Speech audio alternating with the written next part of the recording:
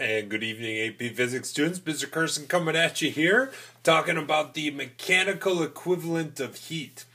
Okay, so in chapter 14, problem number 7, someone is driving a car at 95 kilometers per hour. Now, I know high school students never are interested in driving cars fast because that's just not safe. But actually, 95 kilometers per hour is probably around 60 miles an hour. So not too bad so long as you're on the highway. Anyway, this person brakes and comes all the way to a stop. And we're told in this problem that the car has a mass of 1,200 kilograms. And they want to know how much heat gets transferred to the brake pads when this car stops like this. So what's happening here is the car is losing kinetic energy, capital K, and that kinetic energy is getting transferred into heat by friction on the brake pads.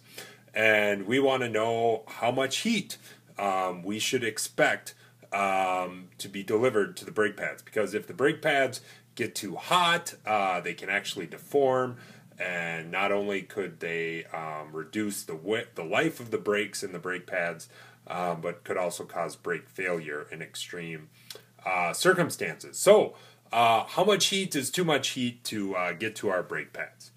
Well, let's calculate the change in kinetic energy here. The change in kinetic energy would be the final kinetic energy of the car minus the initial. The final kinetic energy being 0, since we're assuming the car is coming to a full and complete stop.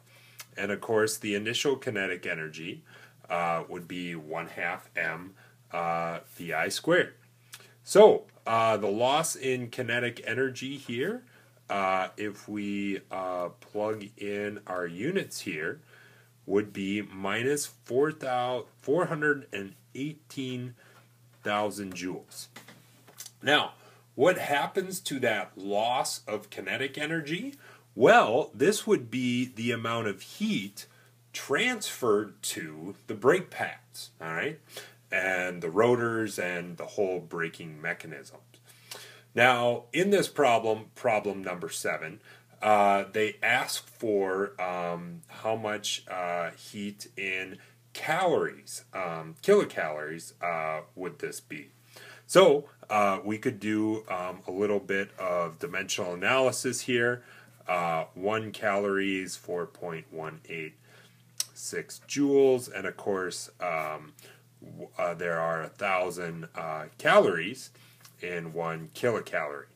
All right, so doing our dimensional analysis here, no, joules cancel, calories cancels, we get 99.9 kilocalories, and actually we only have 2 significant digits here, so this would be 100 kilocalories of heat energy get transferred from the car itself into the brake pads. Now, believe it or not, this is a calculation that a mechanical engineer working for a car company might do many times. How to manage heat in a car is very important. In terms of the radiator of the car, removing excess heat from the engine, the brake pads, wanting them not to overheat. So if you can get a grasp on the basic concepts of this, you might design one of these one day. This is the 2014 Corvette, and I was just reading about it in Popular Mechanics here. And note the way the car is designed. There is a large vent in the front of the car and side vents back here.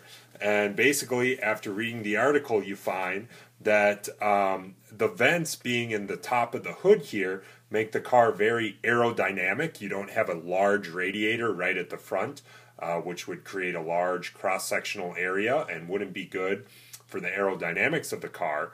But air comes in the top of the hood and that air both can go into the engine for combustion. The air that comes in there also is used by the radiator to cool the engine, and then that air actually gets funneled through the car and out these side vents in the back to help cool the brakes as well.